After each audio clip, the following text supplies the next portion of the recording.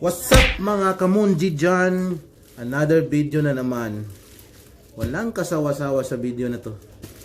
So I got my package from Wish ko lang. Hindi, Wish. From Wish. Unboxing natin kung ano ang nilalaman nitong package na ito. Cinefax is here. Shout out. So ito na guys. I-unbox na natin kung anong laman ng ano na ito, bayong na ito. Yan. Ito tayo unboxing ah. Yan guys, binuksan ko na. Basta balik TV box yan. Baliktad nga.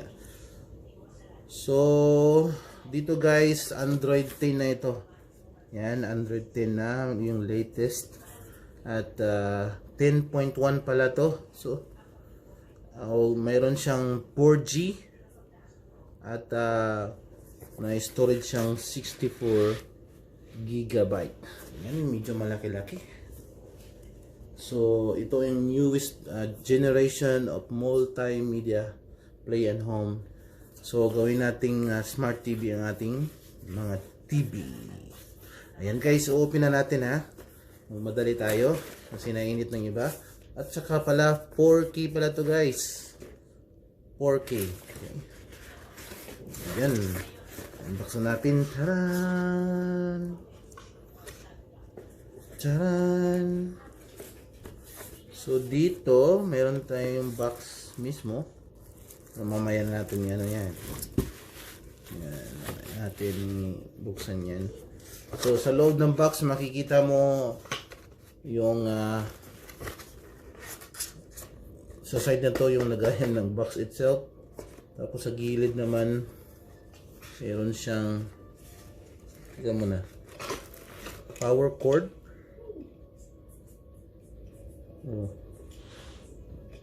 Ayan, power adapter cord. At saka pagbukas mo akala mo power cord lang. Taran! Meron siyang free HDMI. HDMI guys, yun yung i-connect natin sa from box na ito papuntang TV. HDMI at meron tayong syempre yung remote niya. Control. Yan. At saka yung kapiranggot na manual. Parang tinipid yata ito. Ayan, box. Tapos na yan. So, ito guys. You know, black and white.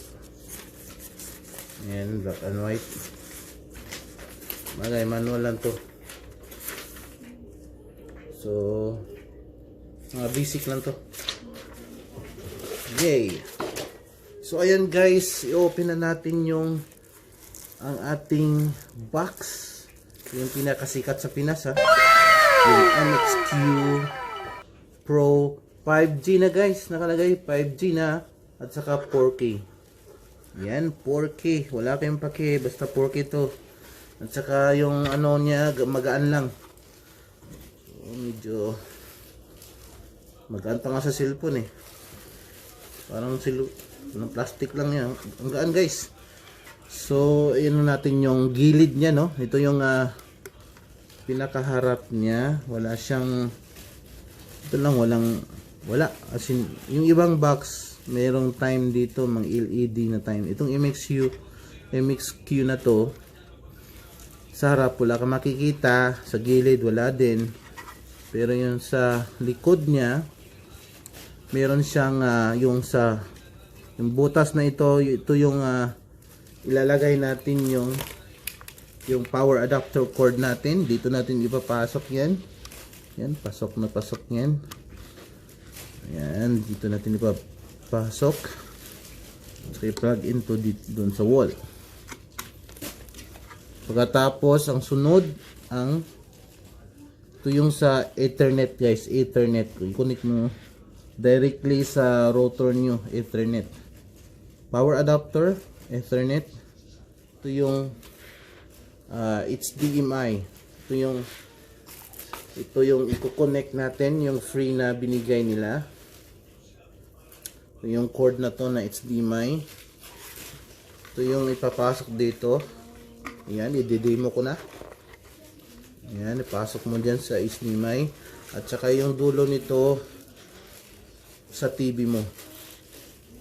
So, connect mo doon at makikita mo na sa screen yung nilalaman ng box na ito. Ayan.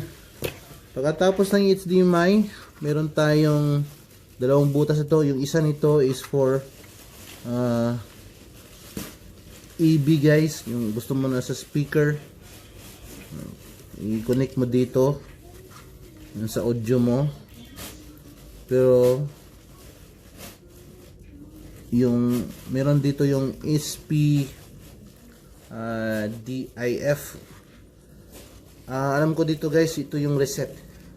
Yung DIF na to na tinatawag.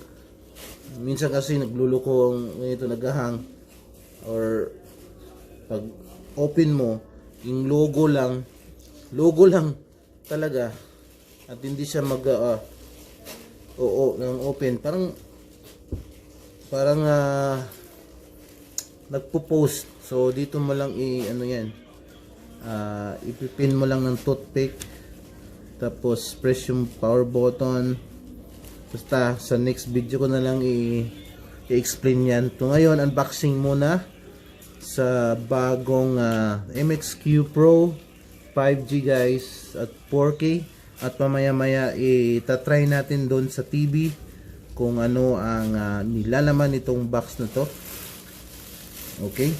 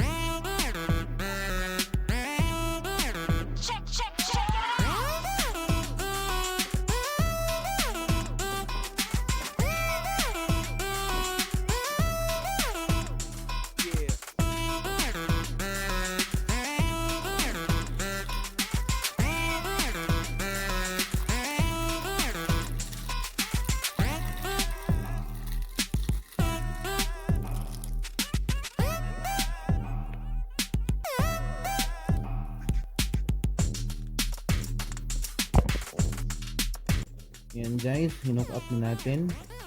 So ito yung laman ng box na to. Meron siyang online video. Alam ko code yan eh. Tapos yung recommend. I-click natin yan. Music, my apps, local and settings. Pwede din natin magda-download tayo ng apps, lagay natin dyan sa plus at mag-appear na yung apps na yun. So ngayon may free tayong remote control, but take note guys, wala po tong libre na battery. So meron tayong battery dito na binili, $2 na. Apat to guys, pero lagyan natin battery.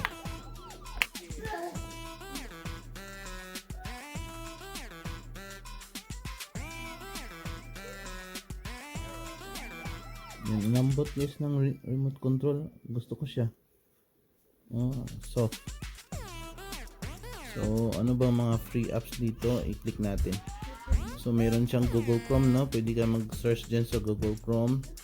Meron siyang Kodi. Yan, pwede ka mag-install dito na movie, music, Netflix kung may account ka sa Netflix, at YouTube, Play Store guys, pwede ka mag-install dyan sa Play Store. So syempre hindi to gagana kung walang wifi. So try natin sa check mo, punta ka sa settings guys, settings, tapos punta ka dito sa network. Walang cellphone lang to guys. Yan, network. Tapos hanapin yung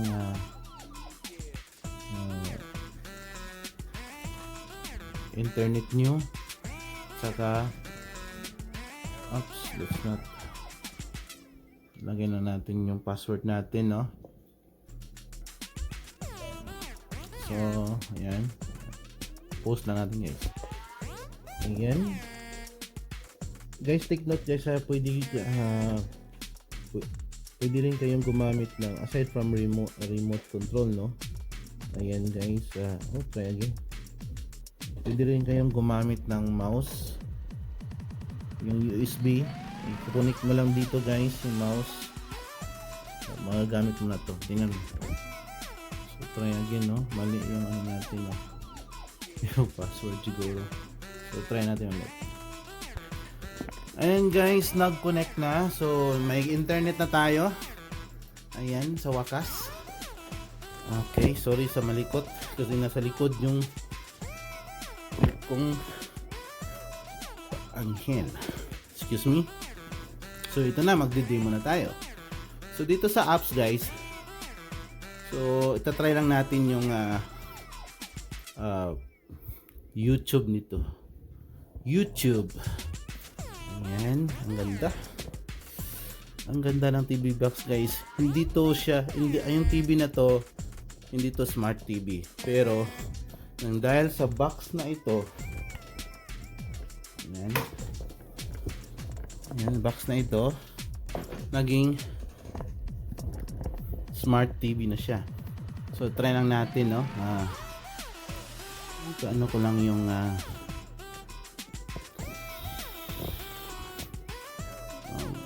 try natin yung 4K.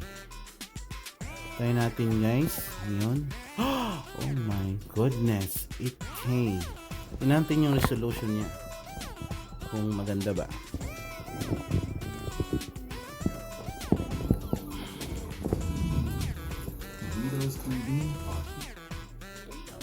Doritos. May Doritos dito. Aglan natin. Yun. 4K lang tayo. 8K sa kanya. Nice.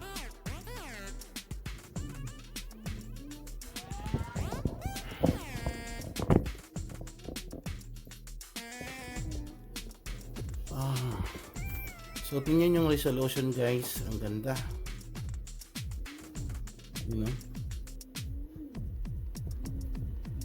Try din natin yung guys, pasi-subscribe naman nyo.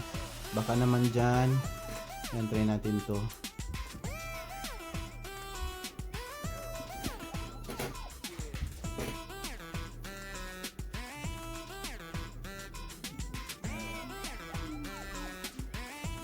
Pwede na rin. Very responsive naman. So kung balik kayo, back nyo lang guys. Babalik kayo sa home. Yan. Back nyo lang. At saka kung gusto nyo mag-install ng apps, dito lang kayo sa my apps. Tapos punta kayo dito sa Play Store. Yan, updating. At magsa-sign up lang kayo ng account nyo dito. At saka parang cellphone to guys, Android. Magda-download kayo ng apps doon. So pwede kayo maglaro dito ng games, mag-play ng music. Kung may Netflix kayo, pwede kayong manood ng movie. Balik kayo sa Get Apps ito.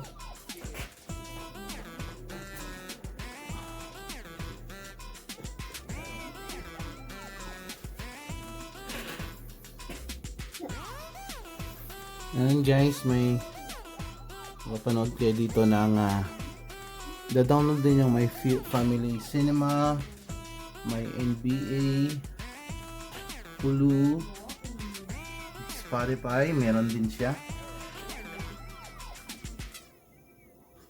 Guys, kayo na lang ma-explore sa box. Basta pwede ka manood doon ng movie, games, pwede rin maglaro, pwede mag-YouTube, at pwede rin mag-download ng apps. So kayo na lang ma-explore guys, and don't forget to subscribe and hit the notification button, and God bless guys. See you in the next video. Bye bye.